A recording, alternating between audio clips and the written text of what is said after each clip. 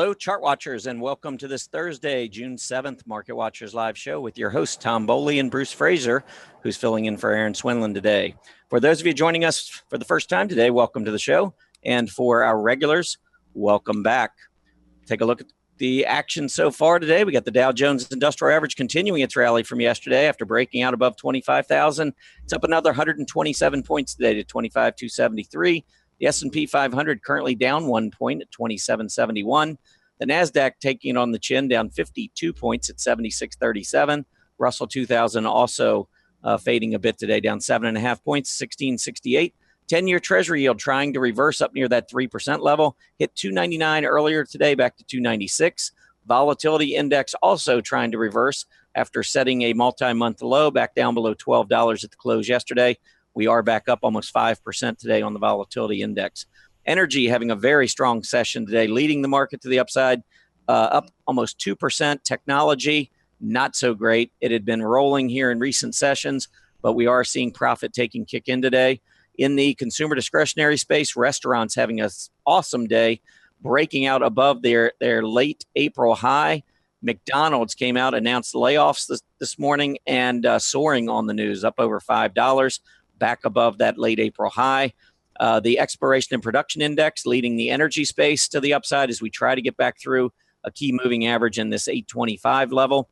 And within the energy and within the exploration group, Chesapeake Energy back challenging highs from a couple of weeks ago near 475, up more than 9% this morning. Okay, well, we are unfortunately without Aaron Swinland this morning, but we do have Bruce Fraser with us. Welcome to the show, Bruce. How are you doing? I'm great, thank you. I'm the consolation prize. You're a good consolation prize. Better than that. Come on. It's great to be here. So, and Erin is on assignment. Isn't that the way they do that? Yeah, she's on assignment, and so are you. Yeah, and yes. So happy to be here. Yeah, you got a sub, and I always like to talk a little bit of hockey. Well, actually, this time of year. Normally, when we're into June, I'm not talking any hockey because normally my Washington Capitals have been playing golf for a month or a month and a half. But well, not so true this year. Not true this year. They are actually trying tonight to capture their first ever Stanley Cup championship. They got a 3-1 lead, and they play tonight against Las Vegas, or I guess just Vegas. And they're back out in Vegas, so it's going to be a tough game. And that fourth win is the big one, and it's always the hardest one to get. So I have a feeling Vegas is going to put up quite a fight tonight. Are you a hockey fan? I am a hockey fan. I've gone to hockey since I was a little kid. I can't skate for beans, but I've always enjoyed it. And I have additional interest this year because the Knights are our official professional team now because I'm in Nevada. Uh-oh. I brought in the wrong co-host today. Yes, you did. So, yeah, we have a little bit of a grudge match today. I need to rewind. Let's rewind. Where's Greg Snell? He's a Calgary fan. I'll bring Greg in. There you go. So anyway, I'm excited. I'm excited that the Knights got as far as they've gotten. And it's wonderful. I hope that they can extend the series. I know that you want to get it over tonight, but yeah, I think it's a good thing. I have mixed feelings. I mean, obviously, you just want to win. You just want to get it done. It would be so nice for Capitals fans to have a home game on Sunday, because that would be the next game, and to win it at home in front of the fans after all of the torture that we've been through over the years. But we'll see. How many years has it been? I'm not really sure, but 44. but who's counting? 44 years. I mean, it's kind of ironic. It's ironic when you think about it. I mean, if Vegas wins, this will be their inaugural year, winning, hockey's most prestigious cup, and doing it in the first year in the face of the Capitals, who have just struggled for 44 years. It really wouldn't be fair. Doesn't appear it's going to happen. Well, so anyway, all right. But it's very exciting. So yeah, it is. It is very exciting. And the other part is I have my Warriors. Oh, there you go. Yeah, they lost last night, going up 3-0. But anyhow, all right, let's move on. I know everyone is like, okay, that's enough sports for today. We do have everything stock charts coming up tomorrow. Chip Anderson's going to join us, so I'm sure he's got some interesting tips and tricks lined up for you.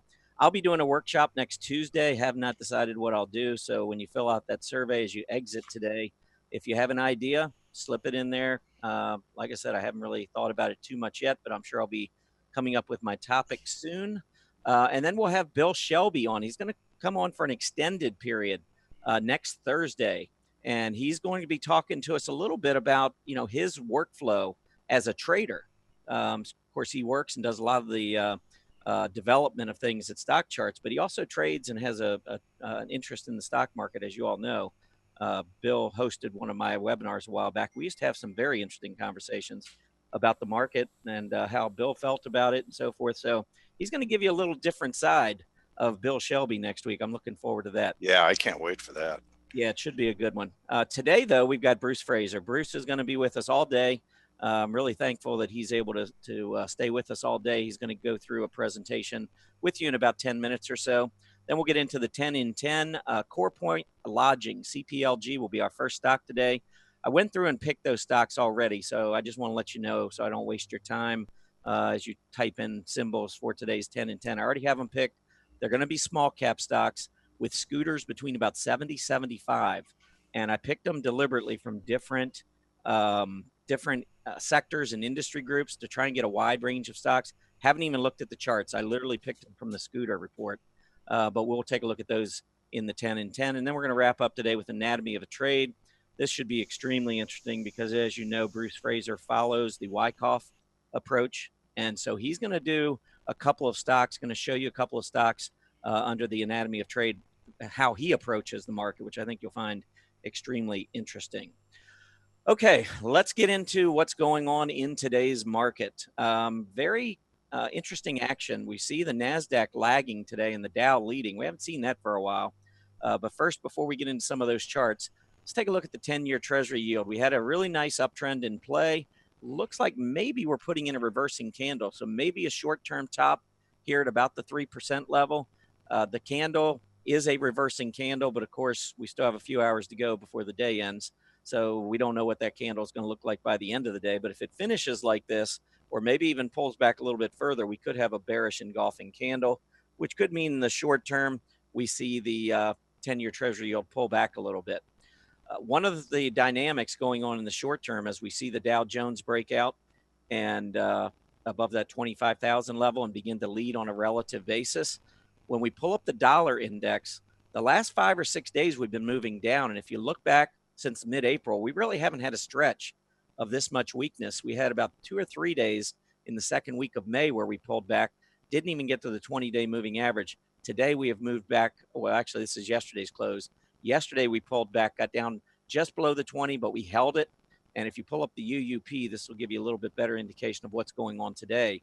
You can see that we actually are down right at about the 20-day moving average on the UUP, which means that the dollar index, when it updates later today, we're likely to see a move right back down to about that 93.44 area, which is the 20-day moving average currently.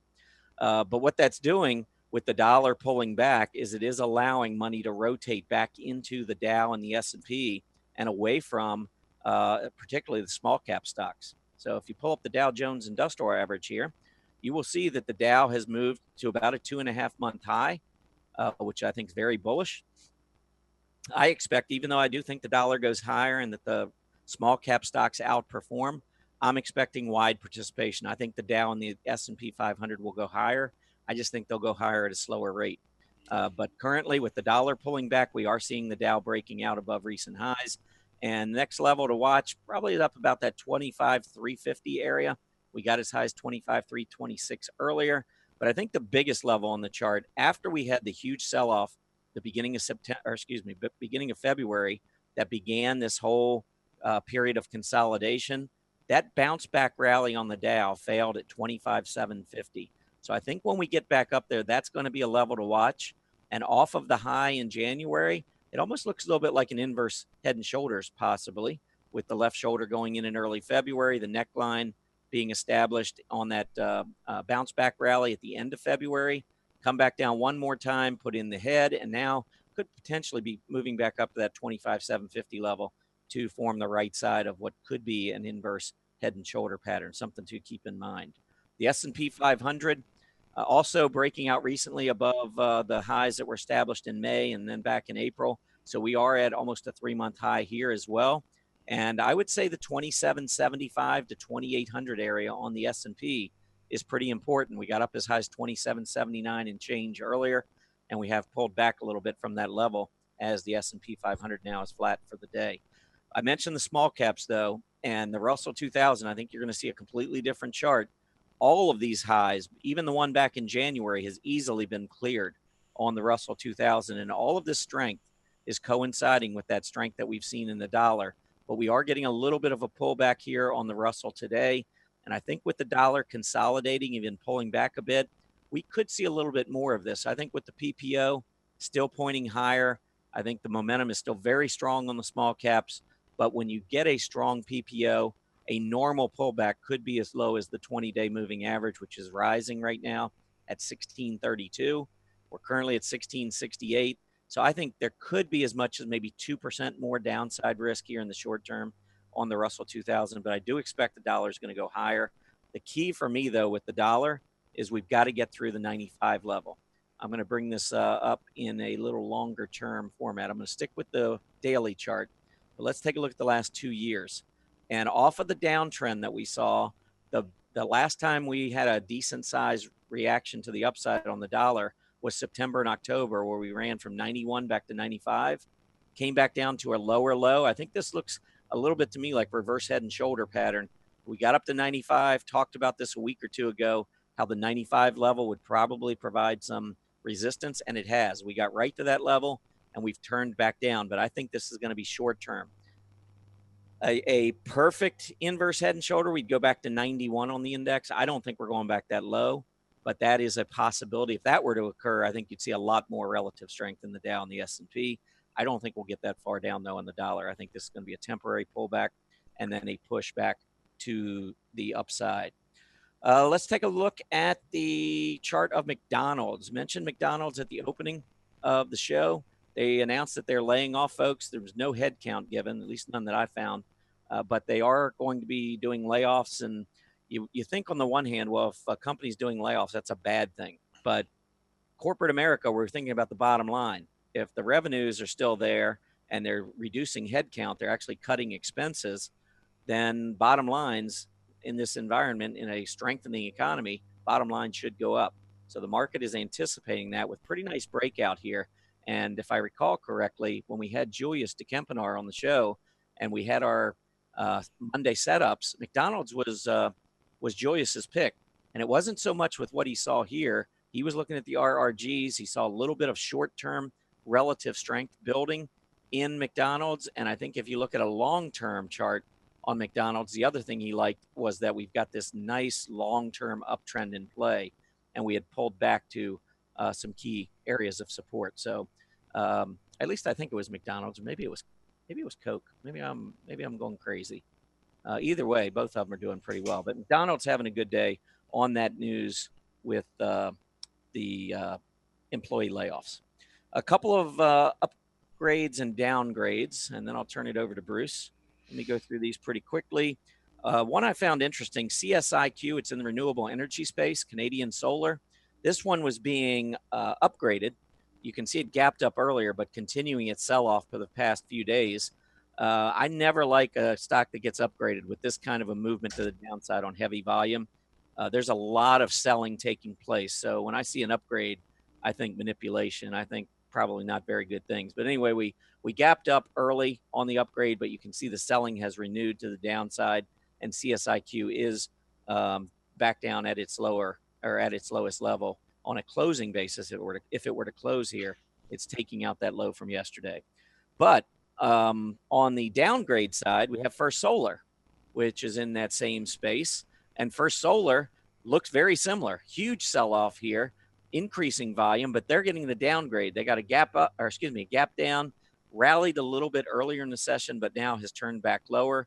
And finally, I'll just bring up that overall group, DW Cree, which is the renewable energy space. And you can see what's going on. The First Solars, the Canadian Solars, many of the stocks within this group really getting hit here over the past 5 or 6 trading sessions, breaking to new lows for 2018. Okay, Bruce, I know we got a lot going on, and I know you got some stuff prepared for everybody. So I'm going to go ahead and let you take over for a bit, and then we'll have a little discussion about the market. I went into a McDonald's in Hawaii, and there was nobody there to take my order. I had to go to a kiosk and put in my order, and I want to know who they're going to lay off. Are they going to lay off the kiosks? Who gets laid off here? Because I didn't see anybody. So anyway, yeah, I don't know. And I mean, being out in Hawaii, do they have like a McPineapple? oh yeah, it was yes, yeah, they have it all there. It was very tropical. The menu was very tropical, so it was great. Awesome. So, all right, here I go. I'm going to take over. All right, what you got for us today? Okay, so I'm going to talk about, we've kind of talked about this before, but I'm going to take a it's a very big idea, and it's a very small place on the chart. And this is actually a preview of what I'm going to talk about when we meet at ChartCon. And at ChartCon, it's going to be about, in my case, where we put on trades, how we set stops, and if we do it in the right way, we put our trades on and place our stops in an area where there's going to be less likelihood of the market being able to go back to that place and hit your stop. So keep that in the back of your mind as we talk about this. And so here, this is one of our schematics, which I'm sure many people are familiar with. And there we go. So these are the areas we've talked about. This area, the stopping action of the decline. I'm not going to go there today. And then the process of accumulation, which takes place over a period of time, which can be months to years. And the accumulation process ultimately completes over here when we get into phases C and D. And this is where we want to get active with our trading. We're watching the market in phases A and B. They're very volatile phases. It's a great place to suffer volatility, and people who try to trade there often lose money because of the sudden swings up and down. But when you get over to phases C, D, and E, the stock has been absorbed, which causes prices to get dull and quiet. And this is evidence of the fact that what we call the composite operator, the very large informed interests that are building positions in these stocks, have bought up all the stock that they can buy. They've accumulated basically all the shares. The shares are in strong hands in phases C, D, and E. Okay, so here we're going to focus on really what we call the hinge or the pivot. And the hinge is that area where it gets dull and quiet, volatility comes out of it, and then it pivots up into its uptrend. And when it does that, it can be quite dramatic. Stocks can move easily and effortlessly in the direction of the larger trend. This is a very important sign, and this is a place where we want to have built our positions or are building our positions. So I'm just going to show you some examples. The other thing that we're going to talk about is this in the context of reaccumulation. So we are looking at a reaccumulation because this is what we had gone through in January. So think of this buying climax as the January peak, and then we go into the automatic reaction into the February lows, and then we build an accumulation. Many stocks have done something similar to what the indexes have been doing. And then finally you get into a period where the market has been adequately absorbed, and then it can start to move up. And so, and then over here is where our hinge, which is a great old term, classic old term from the markets, Wall Street 100 years ago, or a pivot. Okay, now what I want to do is I want to talk about this in the context of the current market. So we have 4 indexes here. I apologize if they look a little bit small on your screen, but we are going to look at the S&P, the Dow Industrials, the Nasdaq, and the Russell 2000.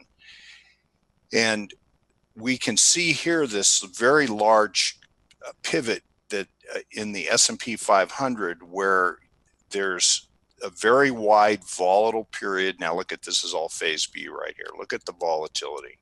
And then as we get into phases C, which is the final testing phase, and then the markup, phase D, the markup has already begun.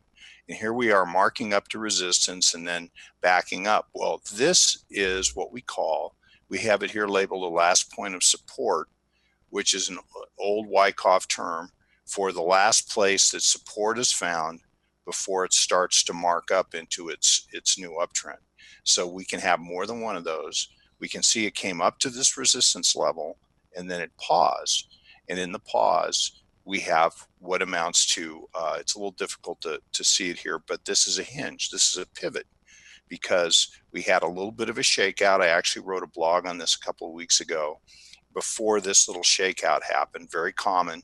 And then it turned off of that right away and then has just marched up and out and right through this resistance area. And we can see with the Dow's behind the S&P. The Dow has its backup or its pivot right here, and it's starting to mark up, and it's attempting to get up to this resistance level. And there are higher resistance levels, as we can see, which would be at the high and at this up thrust, and here at this automatic rally. So each of these, and these are all areas you can read about in the blog, but the Dow is attempting to get through overhead resistance. The Nasdaq and the Russell, which are just stellar, have been leadership here, are at new highs. And so notice this with the Nasdaq. Look at how a low was made here, a test of the low, secondary test, a rally, and a last point of support, phase C. This is another higher low, 3 lows, second higher low, and then it rallies very well up to the resistance area and then puts in another pivot. And at this point, it resolves itself above that, and look at how easily it goes right through the resistance area, and it's up and out. The Russell's actually looking even a little better than that. So the Russell has gone up, it's backed up, very shallow backup, and this important point, this is evidence that absorption is complete. So absorption by strong hands. When a stock or the market goes down with volatility, like the solar stocks are doing today, those stocks are in weak hands. When the stocks have been absorbed and they're in strong hands for a large uptrend, then you get trading activity or trading on the charts, the footprint of the CO on the charts, that looks like these pauses or pivots that occurred near resistance areas. So here we can see with the Russell is it jumped up, it backed up, it was very short in duration, very shallow, and then turned into a nice uptrend. I completely agree with Tom that there's likely to be some kind of a pullback in the Nasdaq and the Russell. And I believe that what we're going to see is we're going to see the Dow catch up. The Dow's going to start to act well and do some catch up. It may not be able to catch up with the overall performance of these other indexes, but it is going to act better, I believe, on a relative basis for a period of time, while the Russell and the Nasdaq rest. And the S&P, I think, will also act well. Now, let's look at how far up, how much fuel is in the tank, looking at point figure charts. We do a Wyckoff market discussion webinar on Wednesday, so this is from yesterday afternoon. And Roman Bogomazov and I do this Wyckoff market discussion each week, and we cover the current markets from a Wyckoff perspective. And so what we did is we put together point figure charts of this accumulation area, and you can see here that there are some recent blogs that I've done on analyzing this area, but look at the S&P. the S&P in a conservative count of just this area, and this is the January, February decline over here. So we could eventually count this whole thing, which would be a huge count. But the S&P counts up to 2950, 2990 on the smaller count, and then look at this, 3130, 3250 on this larger count. And here is our pivot right here. So we can see it backs up where it broke out, and it backed up. We count from where it backs up, and we count from right to left, and this is our larger count. Now, the thing that I would be really paying attention to is the resistance area at this peak, which is around 2800, sorry, and then also this peak, which is at around 2870. And because these resistance areas, I do believe, will come into play. And the other thing I would say about this regarding the white coffee and concept of buying climaxes is that this was a very traumatic event. So we have this traumatic event where we have this rush up into a climax and a big decline called an automatic reaction, made the market range bound. And it could very well be that it remains range bound for a number of months to come. So we have a good rally going. We're going to see how it gets up to these resistance areas, and we're going to evaluate it and for whether or not it can immediately fulfill these counts. So we're always looking at the market as it is now, tape reading and evaluating its current condition. But the rally that we have is a really good rally. So, and it's acting quite well within the context of it being a really big range bound condition. So the industrials, we were talking about how they are have been laggards, so to speak. Well, we have two counts here, 26,200, 27,050, which takes us back to the realm of the highs, which makes perfect sense. And usually when you fulfill an intermediate count like this, it's going to pause for a period of time, and it's going to have a bigger backup. It'll be something akin to this, but it'll be on a larger scale. It may jump out and then back up, and that would be very bullish. So what we don't want to see is it to get up to this one of these resistance areas and then just fail. And that can happen in a big, if this is big distribution, which we don't think it is. But here's a larger count. This goes 27,700, 28,750. So this gets us to and through the old highs. Now, the other thing is that when we can get to this area, then we can go back and we can take this bigger count, which, as you can see, is substantially larger. Okay, the NDX, Nasdaq 100, we can see here that we have a count. We're pretty darn close to that now. 7,300, 75.25, and then 7,900, 84.75 for the bigger count. And look here, we can see how beautiful this this pivot or this backup is right there. And then the Russell. And the Russell is really just looks the best of all, even on the point figure counts. And there's sort of a cool thing at work here. And that is that we have a reaccumulation count here, 17 columns wide, takes us to 1815, 1905. Well, then it jumped out of there, backed up, paused, and now it's back, another reaccumulation formed, and it's back in gear again. And notice this count confirms this count. And there's still certainly room to run in these two counts.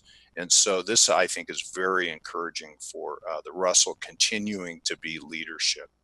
So these are the charts we just looked at. The only thing here is that there's a nice distribution count that you could take here and look at it. Did a really good job of getting the estimating the area of the lows. It had one little throw under. So those are really valuable. And so this is the same chart we just looked at. Here's the NDX on a larger scale, larger price scale. So anyway, okay, so let's see. Let's just go right. We talked about these.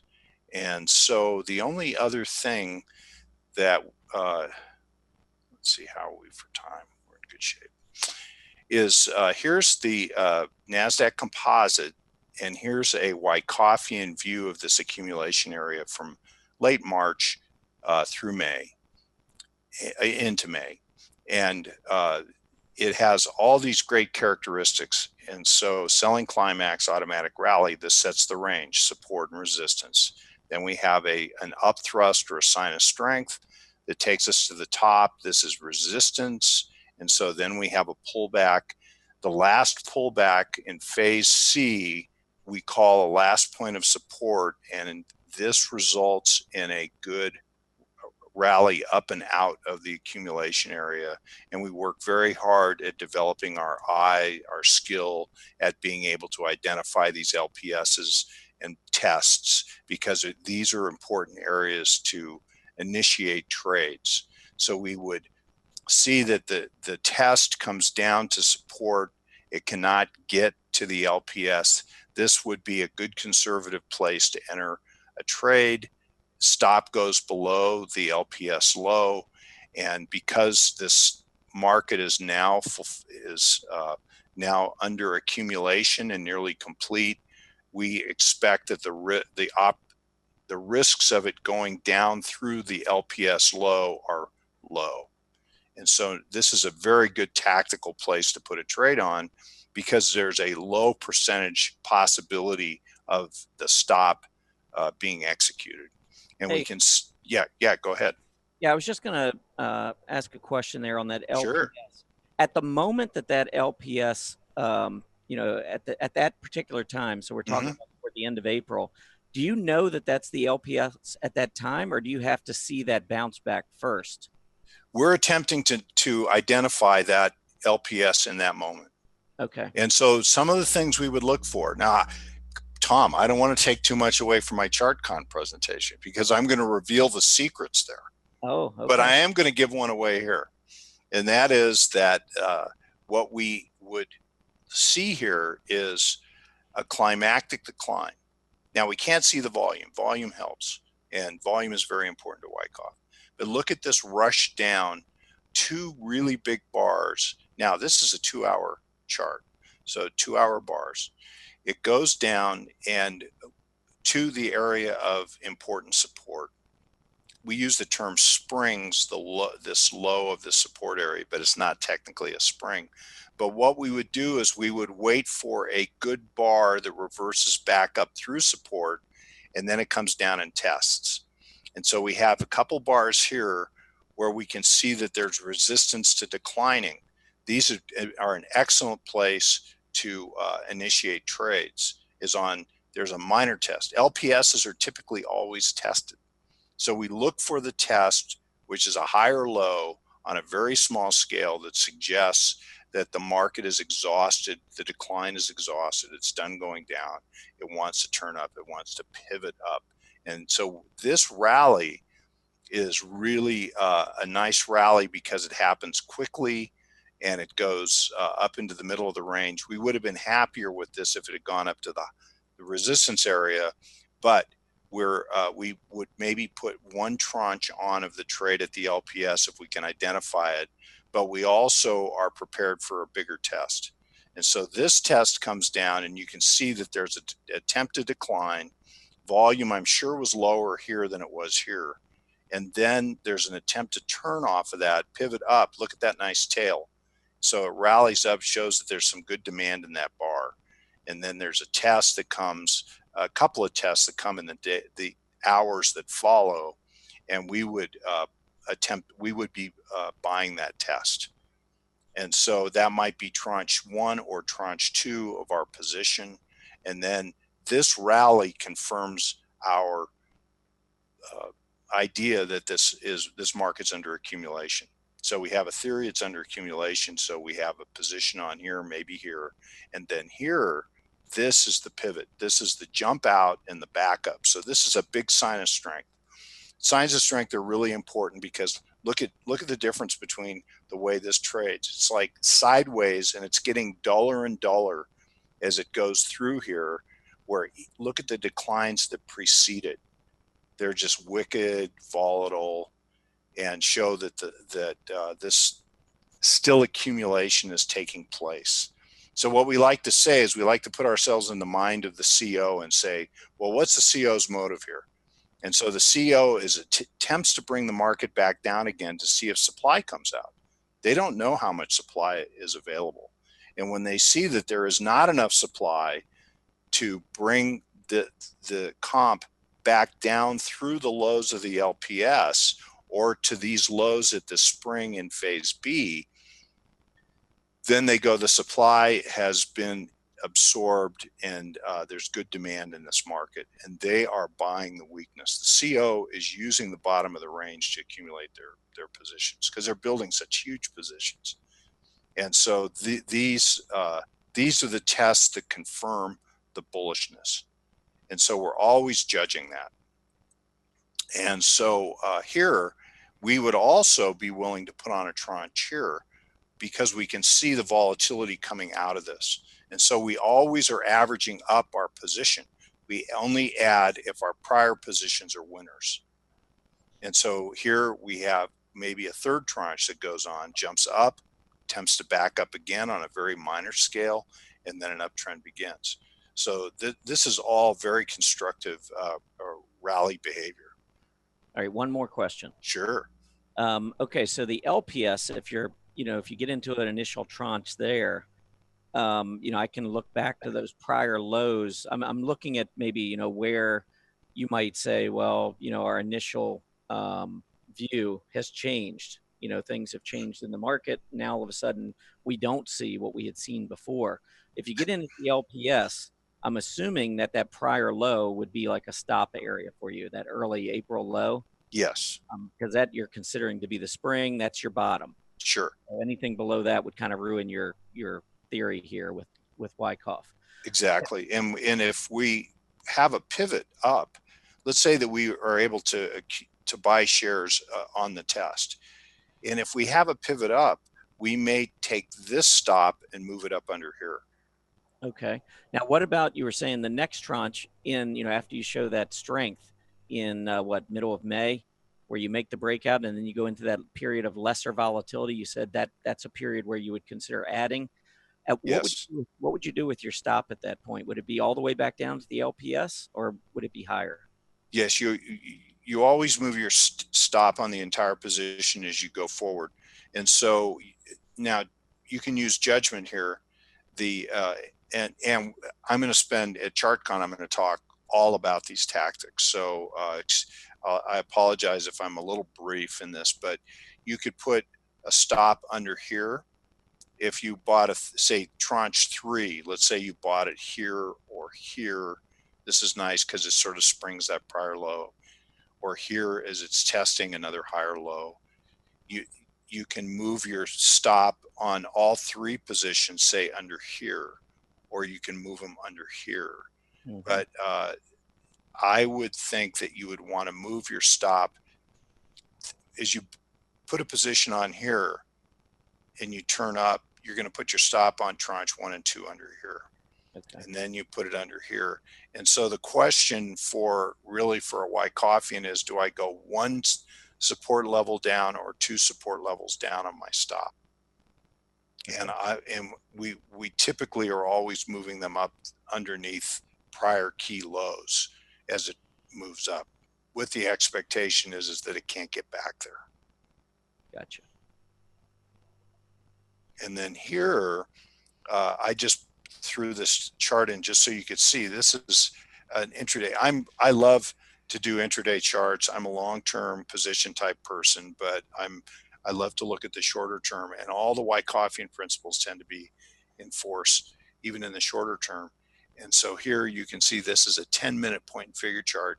You can cover a lot of ground, a lot of time with even intraday point and figure. You can see here see the structure.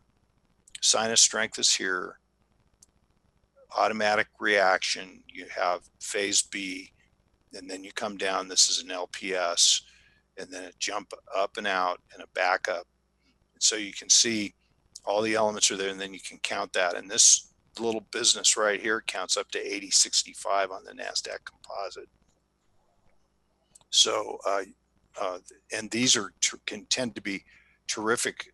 If you can see these in the point figure, look at how well it resolves itself to the upside. Once the imbalance of the pivot occurs, it just gets in gear and starts to go. And whether or not it even can fulfill that, you know that there's a lot of fuel in the tank for at least a short-term trade, swing trade. So these are wonderful tools for swing traders. So this is a point and figure chart. This is in a blog that I wrote a few weeks ago back in May. And here you can see these counts. And so count one counts up again on the S&P. It counts up to the prior resistance area above here. So you can see this is likely to, this point and figure chart suggests resistance is going to come in at that 2,800 level. And then notice this, and this count wasn't complete yet, but I was suggesting in that blog that this was the jump out, the backup, the pivot, or the hinge. And it came down one more time. So this count actually is a little bigger. And then it jumped out. You can see this also counts up to that 2,800 level. So anyway, how are we doing for time, Tom? We are doing pretty well. I know we have a poll. I don't know if you're ready to maybe pull the poll up and talk about a few things. Sure. Yeah, why don't we go ahead and pull the poll up? The question was, and it's a good time because you talked about the outperformance on the Nasdaq and the Russell 2000, but you also indicated you wouldn't be surprised in the near term if the S&P and Dow were maybe to gain some of that ground back. So the poll that we were asking our audience was, will the Nasdaq continue to outperform the S&P 500? And 69% so far are saying yes. Only 18% say no, and the rest are unsure. So I'm kind of in the camp with the yes. I mean, I do agree with you. I think in the near term, especially with the dollar kind of relaxing a little bit, I do think that maybe some of that money may rotate back to the S&P and the Dow in the fairly short term. But I'm still, if I look out a couple of months or I look out 6 months, I think we'll look back and say the Russell 2000 and Nasdaq have outperformed over the next, say, 6 months. Sure. Would you agree with that, or would you disagree? I would agree. I think always go with strength. Mm-hmm. I think this poll is interesting because the S&P and the Dow are clear laggards in the index race right now. And so I think it's interesting because the NASDAQ and the Russell have just shown such good leadership. And there's higher price objectives in all of the indexes, but you can see the NASDAQ on our point and figure chart was actually only 100. The NASDAQ was 100, was only 100 points away from our minimum P&F count. And so that doesn't mean it's going to go down, but it does mean it could cause it to pause. And there's more room for the others to go up. So it wouldn't surprise me if there wasn't some catch up. But in general, I agree with your statement, and I agree that the leadership is likely to persist in the long term. Okay. Now, one of the things you and I talked about before the show, just about every guest we've had on here, and I follow relative strength very closely. Just about everybody, all the commentators writing at StockCharts, I see articles about relative strength. We've had Mark Chaikin on, he's talked about relative strength, and that's kind of the basis for what he does. And so you and I were talking about it before the show, and you were talking about how relative strength is really important to you. So I thought maybe you could take a couple of minutes and just explain how you look at relative strength and how that helps you in your Wyckoff approach. Sure. Well, relative strength is actually the first cut for me.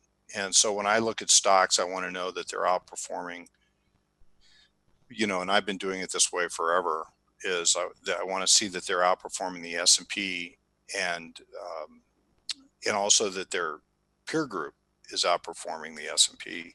And I look at that on a long-term basis. So I look at a long-term moving average, and people use different moving averages. Some use 30-week, 50-week moving averages. I use 39. So 39-week moving average, and what I want to see, and I was going to see if I could just put in a chart here, and I apologize that it's not bigger, but I hope you can see that. But here you can see that here's the Kohl's to the to its peer group, its industry group, and here's Kohl's to the S&P. So one of the conditions that I want to see, and get this, look at how well this works. This is a jump. Here's a small accumulation, a jump up, and a backup. So here's your pivot. So it backs up one last time, attempts to test high or low, and then it turns and goes into a beautiful uptrend, which is what we live for these. We're like constantly trying to identify this turn where the imbalance goes in the favor of the uptrend. And notice this, notice how the relative strength has been, Kohl's has been leading its group for a number of weeks. So this is a weekly chart. And then here to the S&P, it turns up and above the 39-week moving average of the relative strength here. And this is all occurring as it's jumping up and out and pivoting into an uptrend. And so here, this is really almost, it's really timely for seeing this uptrend. And Kohl's is saying, I'm the leadership in my group for weeks before that. So that's something that I really look at, and then expect these uptrends to be in force for months to years. And there's a huge point and figure count in Kohl's here. As a matter of fact, the other thing too here is that if you look at, you don't have it on the chart here, but if you take a look at the retail or the apparel retailers, the DJUSRA, and compare that to the S&P 500, you've got one of the strongest areas of the market over the past couple of months, where we've broken out not only on an absolute basis, but we're breaking out on a relative basis to the S&P 500. This has been a very, very strong group. And as you mentioned, Kohl's is one of the strongest within the group. So here obviously it won't show the industry comparison because it is the industry, but here's the industry to the S&P. And this is an important cut for me. When I go through and look at industry groups, I'm constantly looking at the price chart. So two attributes that I'm looking for is I'm looking for the price chart weekly to be above its moving average here, which is the case. And here we can see that the group is above its relative strength moving average. So we have confirmation of the uptrend here and here. And look at this nice backup and pivot. So it gets up to the resistance area, and notice the change in character.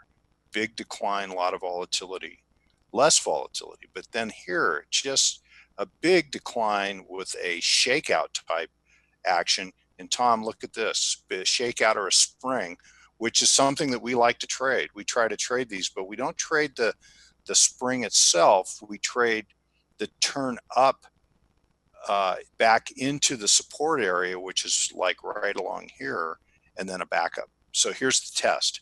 This is testing this. So we would either buy the strength on this turn for tranche one, or buy this test here, and then look for strength to follow. Beautiful strength. This is a big change of character. This is a beautiful rally, and it's much better than anything else on the chart going back a few years. And then notice the backup. So this backup is shallow, dull, quiet, and it just sort of hangs out there, which drives traders crazy, by the way. But they should look at this and say, wow, this is exactly what I would expect from this group if it's bullish. And here, look at this really nice bullish bar right there. So really big volatile upward bar, comes back and tests one more time, and then it's up and out. So this is what we're attempting to do, is to identify this conversion from dull or trading volatile trendless markets to trending market. And this tells me that these stocks are in really strong hands. I love this group.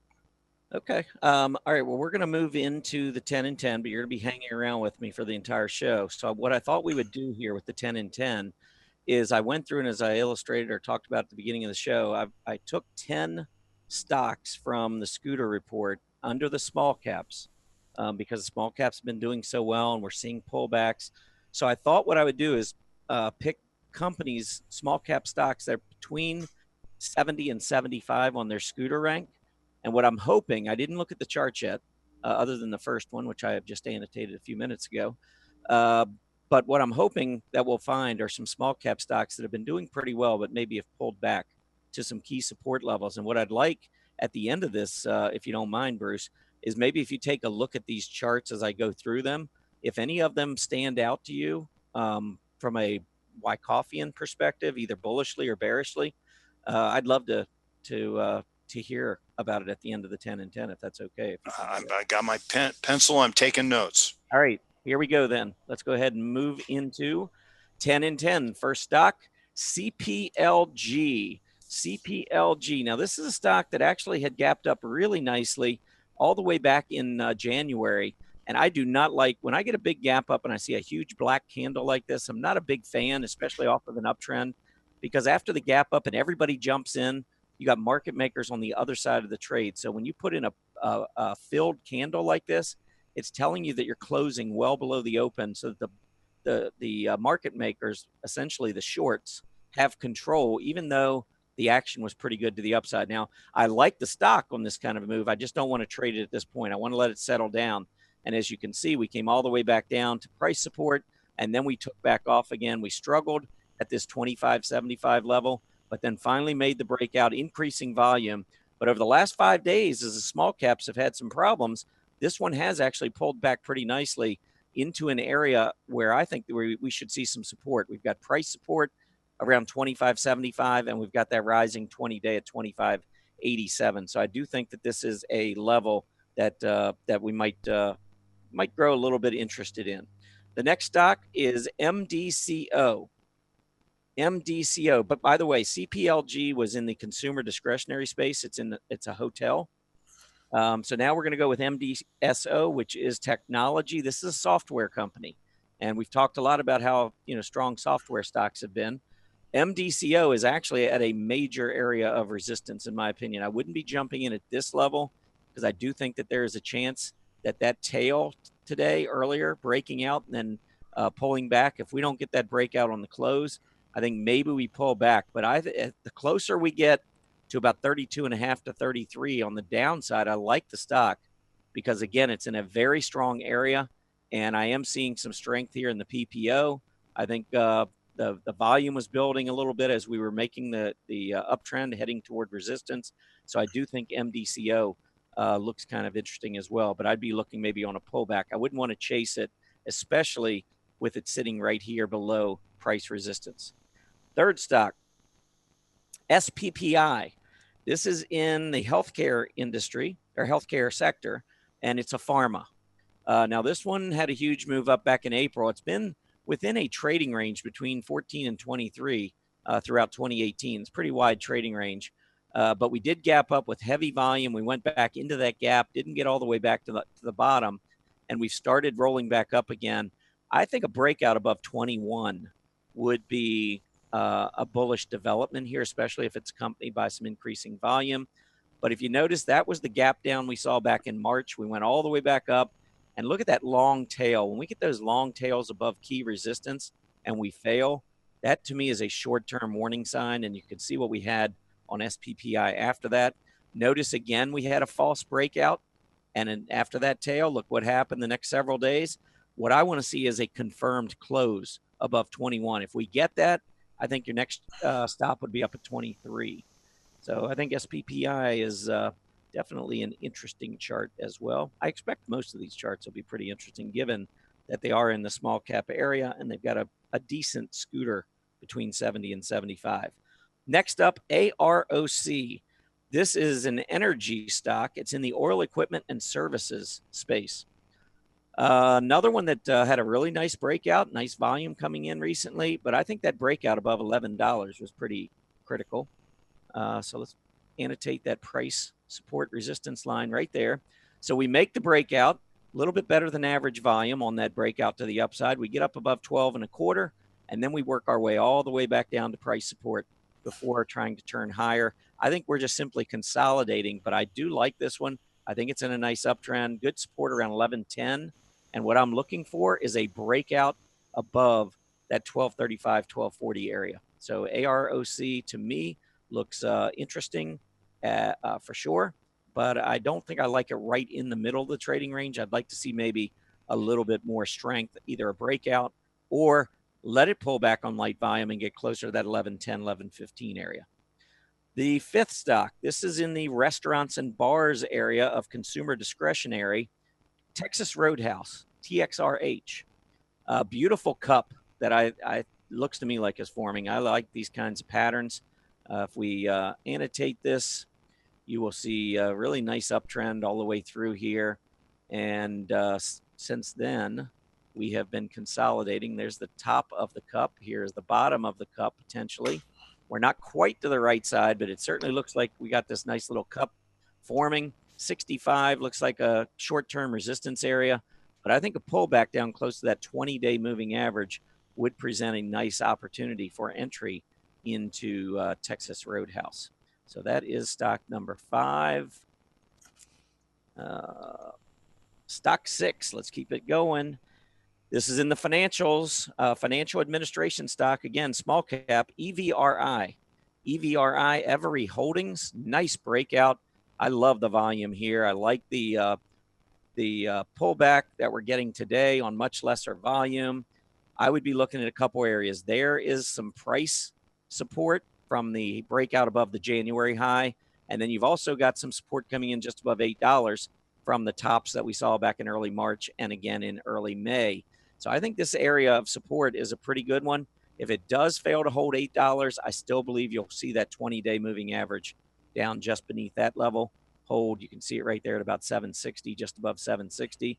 But I would point you to the volume that we've been seeing on these moves to the upside. I think that's a very good indication of a little bit of accumulation. 3 solid volume bars there. And look at these candles on those volume bars. They are hollow candles, meaning that the stock has been moving up or was moving up throughout the day, closed at or near its high each day. I think this is a very bullish looking chart, and a pullback would have me interested in EVRI. Stock number 7. Stock number 7 is IOVA. This is a small biotech stock. This one looks like it, well, I think today's going to be a big day for it because we've got some fairly significant support after this huge volume bar here. We have not seen a close below about 1360. We saw it the day after the heavy volume. We've gone back down. We've tested it a couple times. What I would really love to see today is a reversal and a close back up around 1370, 1380. Print a hammer with a long tail below this support level. That would be a good sign to me. I do want to just caution you, though, this is a small biotech stock. They do tend to be extremely volatile, and so you never know what you might wake up to one of them. But if you're willing to take on additional risk, I think this is a stock, if it does put in a reversing candle here, could be poised to make a run back for 19. And from 13 and change up to 19, that's a pretty nice return. So I'd watch it into the close today. I don't like this breakdown intraday, but if we do move back higher by later in the session and at the close hold on to support, I think we could be putting in a critical bottom in IOVA. Next up, stock number 8, CMC. We're going to move into the materials area. This is a steel stock, and I think this one looks very interesting as it's not really put in a cup, but I guess the same type of, I'm going to go ahead and just annotate this, but I think if you draw from there to here, back up to here, or even move this over to here, you can kind of see it's somewhat like a cup off of an uptrend. And a confirmed close above 24.5, I think would actually be a good thing for the stock right about there. That could lead to a move up to about 2640, 2650 area. Overall, I think some of the others I've looked at are a little bit better simply because this one's in a sideways, more of a sideways consolidation through 2018, and some of the others have been in breakout mode pulling back. So I like that setup better, but I do think that CMC's got a really good shot here to make a run for 26, 26 and a half. Let's see, 2 more. That was number 8. Number 9 is in the banks, the XLF, so the bank group, small bank, MBFI. And I like the smaller banks better than I like the big banks. And this one I think looks really good. Sideways consolidation. I love these breakaway gaps like this on heavy volume. It's in a space that's doing incredibly well. The KRE, which is the regional bank ETF, we talked about that on the air yesterday. I think it looks exceptional, especially when you consider it relative to what some of the other larger banks are doing. But MBFI, small bank, nice gap up. We came back down. We tested the top of this gap support here. And now it looks to me like we are breaking back out to the upside. The other thing I would annotate here is the big volume that accompanied that gap to the upside just a few weeks ago. And the last stock I have is, this is in the consumer discretionary space. And Bruce and I talked about the apparel retailers, EXPR. EXPR, and I'm going to pull this one up in my relative chart so you can kind of get an idea.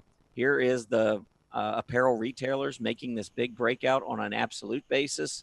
Here is EXPR beginning to outperform over the past couple of months. Remember, this is a small cap stock, and so the dollar's been rising the last 2 months, and this stock is outperforming an already strong group during the last 2 months, which I like. You can see it's outperforming the S&P 500 as well. And here is the chart that Bruce showed you earlier with the apparel retailers outperforming the S&P 500. So I like everything about this chart, except, let me annotate, we're getting close to price resistance. So this could be an area where the stock pauses, but it is up around 1130, 1140, and right now we're at 1023. So we do have a little bit more room to the upside. To the downside, I would continue to watch the rising 20-day moving average. We basically had a test here a little over a week ago, and I would continue to look at that for pullbacks as a better reward to risk option for entry. So that is EXPR Express. And Bruce, I'm going to let you take over for a second. Is there anything here that really caught your eye on any of these small cap stocks? That was great. I'm not going to talk about all of them, even though I could. But EXPR is a terrific young stock, or a stock that's really gone through a big cyclic decline, built a base, and now it's showing some strength out of there. I always think it's a good idea to find when you find a good group where the group is leading the market and you have good participation, institutions are going to find those stocks and they're going to start to pull up the smaller companies. And so EXPR, I think, is benefiting from institutions wanting to be in this space. Yeah, 2 years ago, I got this weekly chart on here. 2 years ago, we did see EXPR trading up at $21, $22. And currently it's looking better and trending higher, but it's only a $10 stock.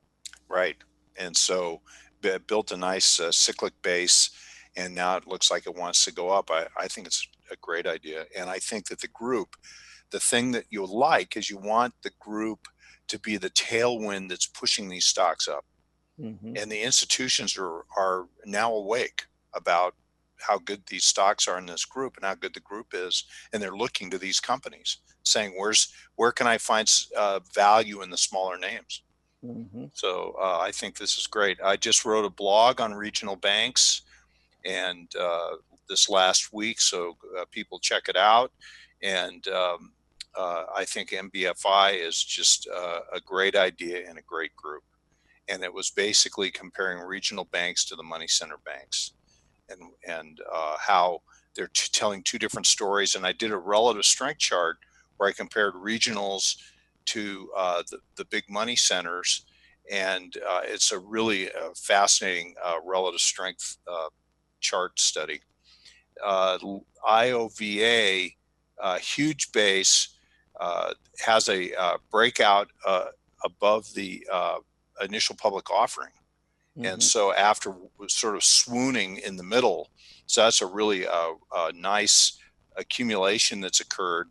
I can see there being some volatility here, but I'd love to do, and I plan to do, a point and figure count of that accumulation area.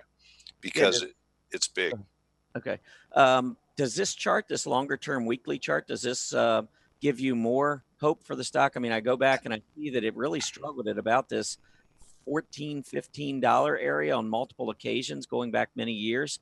And then look at the volume coming in on the breakout. Now we pull back. If I go back to that daily chart, is this the possible spring? Or how do you view Yes, this? it could. Yes, this could be a spring or shakeout type action because it's had such a big move up. The CO's motive here is to get the traders off of this stock. And the way that they'll do it is that they'll shake out like recent lows with volatility. Traders hate volatility that goes against them, and they hate prior lows being taken out. So there may be a day or two of this, but I would be looking for strength that goes back above that early April low. Does it? Well, go ahead. No, and just that I would be focused on that big base count, point and figure count, and going, this is where the fuel is for an uptrend. So, okay. Does it bother you at all that this is a biotech and that, these companies a lot of times are so dependent on one or two drugs? Would it bother you that just taking that additional risk that maybe they come out at some point and, if I like the way a chart looks, I like the way it's trading. What I'll do is I'll tend to trade it. I'll tend to position it, but in an amount that I'm comfortable with. And so if I really like a stock, if I looked at this and said, this is a great accumulation, the stock is being bought, I might just take a very small position in it, or maybe I'll just buy some options, small dollar amount of options with a long duration expiration, and then just go with that. But I will always attempt to position if I think it's a good idea. And so I just try to manage it based on, and biotech is everything you said it was, and it's a tricky business. And so, just trade according to your risk profile. Okay. Well, let's go ahead and summarize the stocks. We just went over 10. And again, for those of you that came in late, the way the 10 and 10 stocks were picked today, I went to the scooter reports and pulled up from the small cap stocks, 10 stocks, tried to get different sectors, different industry groups of stocks that had scooter ranks between 70 and 75. So 99, a lot of times you're going to get stocks that are just, really overbought. But 70, 75 tell you that they're doing pretty well. And maybe we've gotten a pullback. And I think from looking at some of these, you could see why their scooter ranks maybe aren't up at that 90, 95 level. Many of them are strong, but they have pulled back. So anyway, wanted to just make sure everyone was aware how we got those stocks today. Those are the 10 stocks for today. And I do want to take just a moment now to talk a little bit about ChartCon. I know you gave away a little secret there earlier, Bruce. You were talking about ChartCon and how you're going to give away some secrets in your presentation. I said too much. Well, I do want to tell everybody, though, this is the biggest event. I mean, we only do this once every couple of years. And so I just want to remind you that ChartCon 2018 is coming. You can see it on my screen here, August 10th and 11th, 2 months from now. We'll be joining, Bruce and I will be joining many of the industry's leading chartists. We'll bring you 2 full days of expert investing education, including some secrets from Bruce. He just told you he was going to tell you some secrets. So be sure to register now. All you got to do is click on that button. It's only $249. You're getting all of these different experts coming to tell you how to manage risk. Sign up now. Okay, let's go on and talk about the market because we're going to check and see what's going on here. Let's pull up the member dashboard, and you can see the Dow still continuing to lead. As we were talking about earlier, the Dow Jones up 103 points, but we're seeing red just about everywhere else. The Nasdaq down 66 points, pretty sizable move to the downside. But when you consider all of the outperformance that we've seen in the Nasdaq and the Russell 2000, let's give them a little bit of a break. They have been outperforming by a wide margin over the past couple of months. And so the Dow and the S&P, especially the Dow, getting its turn with a big move earlier from McDonald's, which I can pull that chart up and show you. McDonald's having a huge day today, making a big breakout. It's now up over $6, close to 4%. That's a big move for McDonald's. Also, I noticed Boeing was having a pretty good day earlier. Well, actually made a big breakout yesterday, tacked on some gains earlier and it's pulled back. I don't know, Bruce, if you have any comments on Boeing, but I think this sideways consolidation has looked pretty nice, and we're getting a breakout. Does it concern you at all that the volume on the breakout yesterday maybe wasn't as heavy as we've seen on some earlier occasions, or how do you view Boeing? I like Boeing. I think it's acting really well. This rally up off the early May low was a terrific rally, and then most recently the backup has been it showed strength, and then it paused. It didn't show any real desire to go back down, which is exactly what we'd be looking for. And I believe that once it gets done going sideways here, this is, this whole idea about the large cap S&P and Dow names like McDonald's getting ready to take a leadership position. These are the stocks that are putting the Dow up and putting the S&P at a better performance today than the Nasdaq and the Russell, which is, again, not something I'd be concerned about. But this little late May decline looks to me to be very dull, quiet, lack of volatility, and then resolves itself by starting to move back up and get through resistance. I think it looks great. Awesome. All right. I do want to remind everyone that from your members dashboard, if you're not sure what's going on in the market, you've got these additional windows that you can pull up. If you use this gear over here, just make sure that your additional panels are checked and update, and that will bring up your technical. Well, you can put up here whatever you want. I like to put the scooters up here just so I can see what's moving, the top up large cap scooters. So this will tell me if something's moving up. For instance, FTI moving up 17 points on the scooter up to 77. That could signal a big change in the stock if I can see a breakout or something to go along with it. Now, I think maybe it's a little early on this one, but I think looking at the chart, it's pretty clear 34 to 34.5 is a key area of resistance on FTI. So it may just trigger some ideas. It may not be, hey, go out and buy this stock because the scooter's going up, but these are the types of things that you want to be looking for.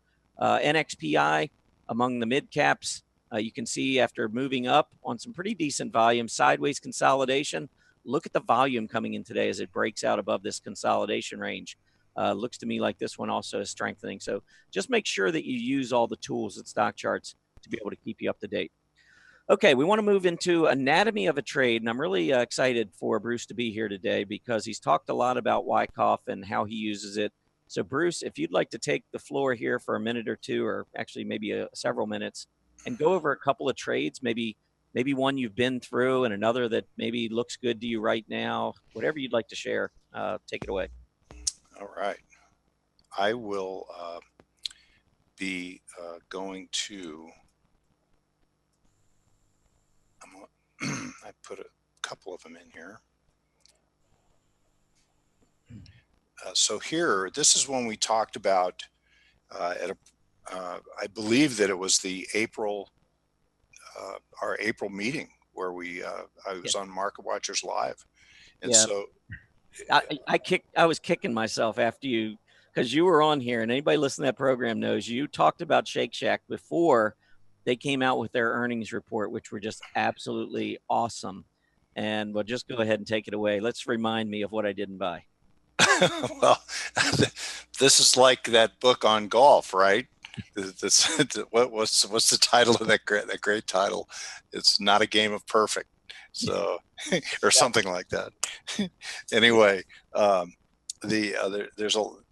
anyway, Shake Shack. We can see here classic elements of the Wyckofian structure in the base. And so we can see here selling climax, automatic rally, and then look at this large phase B. We love big phase Bs, even though look how long it takes.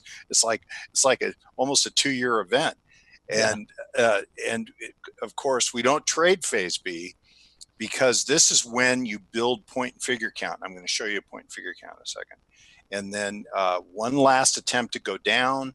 And so it goes to the area of support, cannot go through it, doesn't create a spring.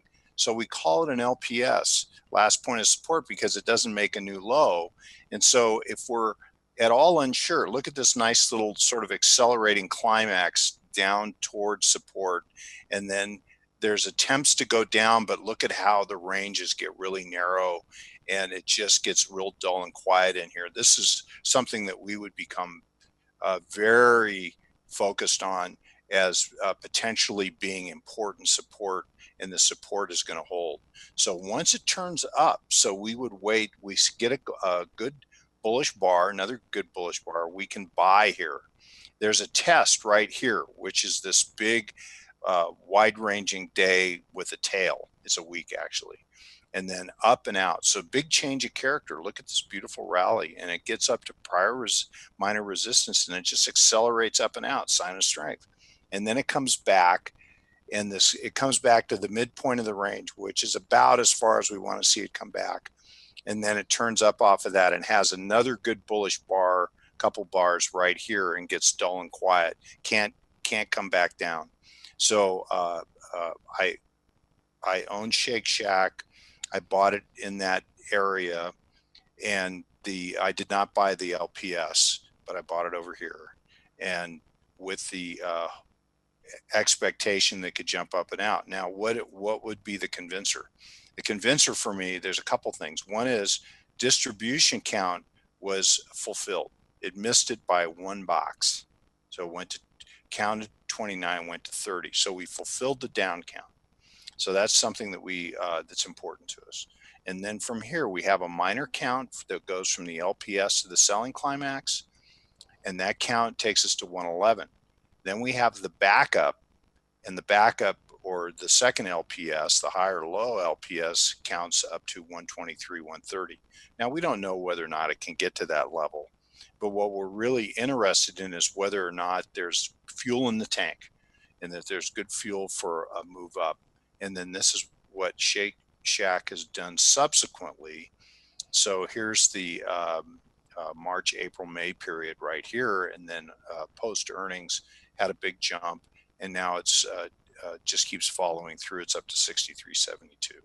So anyway, but we have the roadmap of the point and figure chart for to help us understand what kind of potential there is. And we're above this peak right here. So we're currently above this. That it could take a long time to get up to these levels, if at all, if it ever gets there. But what we really care about is we care about the thrust and the conclusion of the accumulation into an uptrend.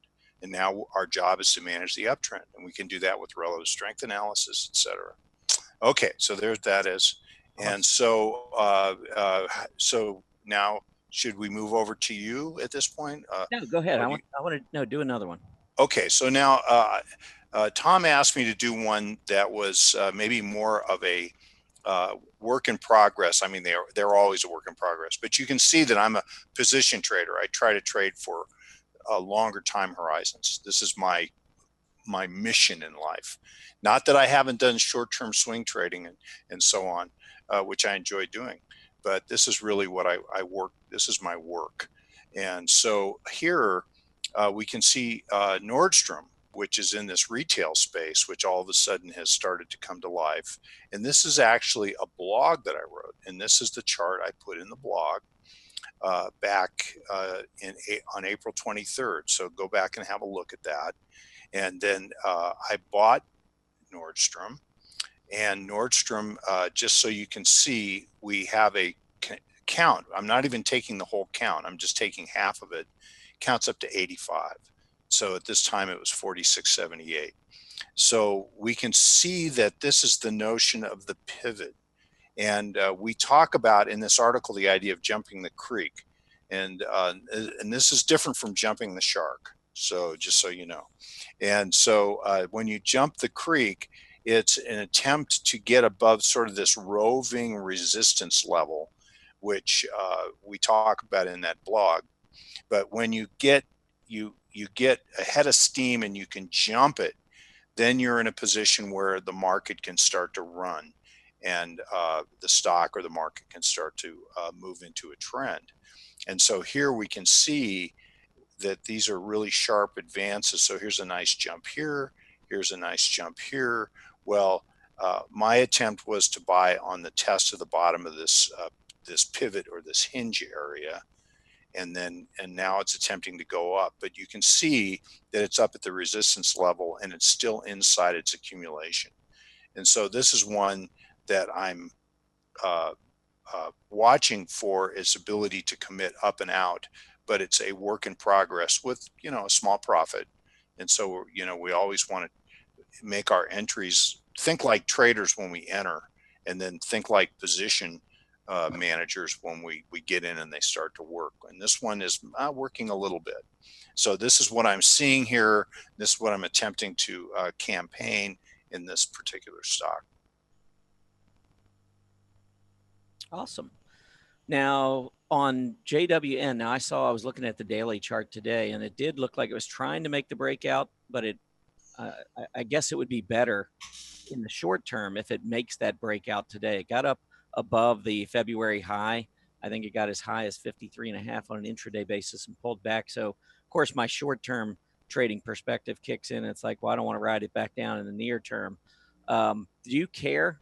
I know you're more longer term, but if you see a breakout like that above a high and then it pulls back, do you just not worry about it and just figure that as long as everything still looks good, you're going to stick with it?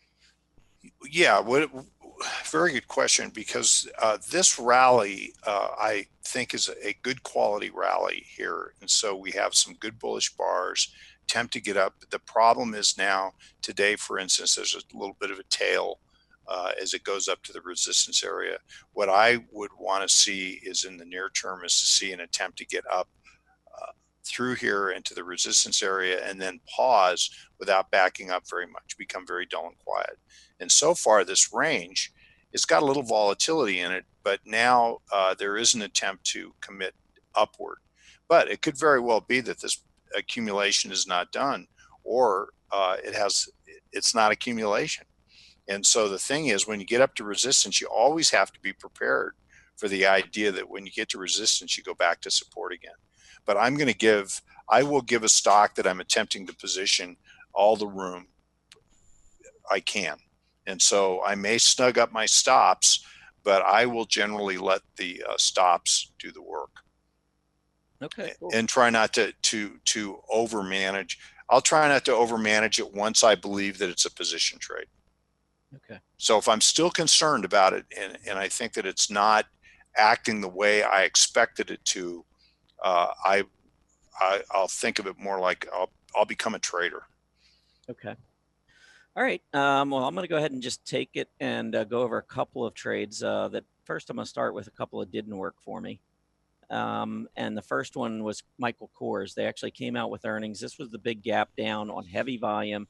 But I'm a support player, and again, I'm looking at the clothing and accessories group that's been on fire. So the company came out with their earnings and went down below this price support, but then came back up and held it. When it came back up and held it is when I decided, okay, I'm going to take a shot on it, see if I get this rebound. Well, the next day it went down and stopped me out. Now the stock has since come back up, and I'm kicking myself, but I want to make sure I minimize my losses. So I took a small loss on Michael Kors. I haven't gotten back in, just kind of watching it, but I do like the fact that it's been able to bounce back. Not getting through the 20-day, though, in the short term is a little bit of a problem for me. Another one that I had that recently stopped out on me was CYH. And CYH, I'm also going to pull this one up. It had actually, I think I mentioned this one on the show, 431 was a key area of support. That's the gap support from this huge volume bar to the upside. And I thought this might be a character change with that kind of volume coming in and it's a Maribozu candle for those of you who are candlestick fans, where you basically open on the low of the day, close on the high of the day. It's a pretty significant candlestick that shows accumulation. Anyhow, we came back down in just about a week and a half ago. We went down below this 430 level, and I think we were trading down at about 417, 418. And I mentioned on the show, if it came back up and closed at 431 or above, I really would like that candle, which it did. And the next day, I thought I had nailed it perfectly. It went up to 450. And then it came back down and it took out that intraday low. And so I got stopped out of CYH when it failed to hold that low on the hammer. Went all the way down to 375, 380, something like that before coming back up. So it did save me quite a bit on the downside. Now it's back up about where I got stopped out. But still, I don't look back. If it doesn't do what I expect it to do, I simply get out. A couple of others that I wanted to bring up quickly. Let me give you one that has actually been working out pretty well for me, and that's V-Ray. It's having a horrible day. Actually, the last 2 days have not been very good, but I had gotten into this one below 7.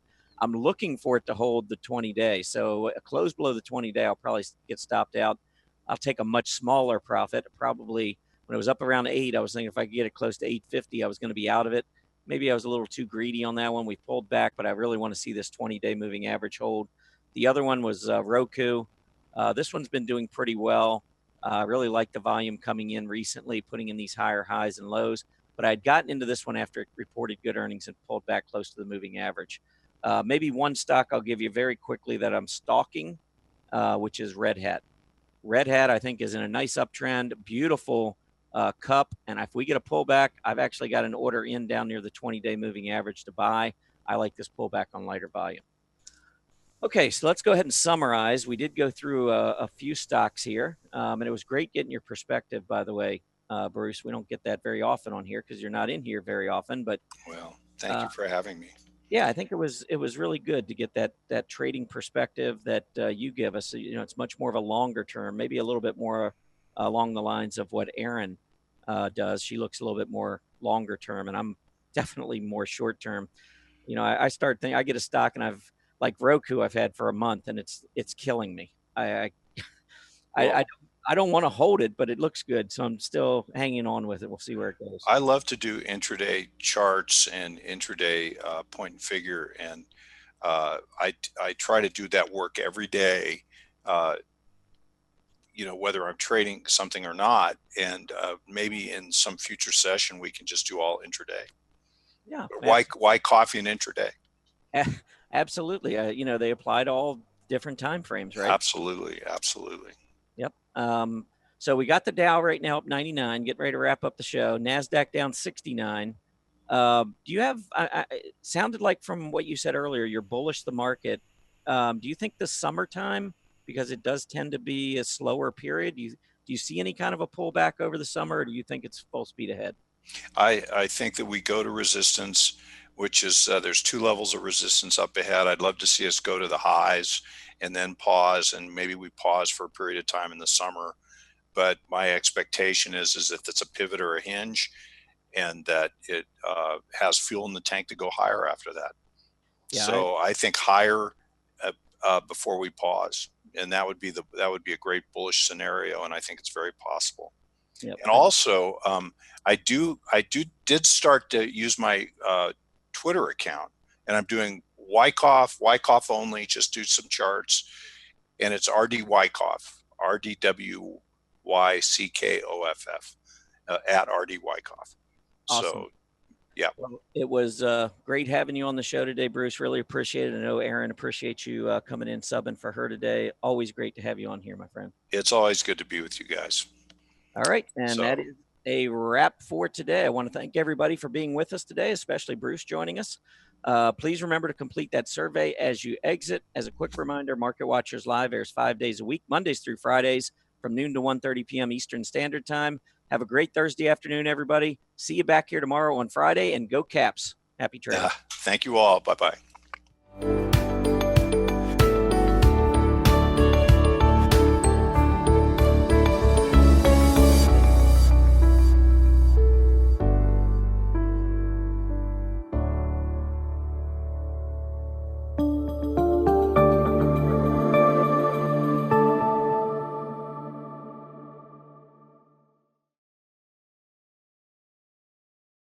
Volatility is back and interest rates are rising. With the markets headed into uncharted waters, ChartCon 2018 is here just in time.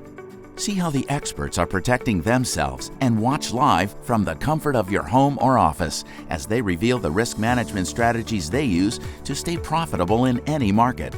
Plus, you'll get complete video recordings to watch on demand for years to come. Join us at ChartCon 2018, streaming live August 10th and 11th.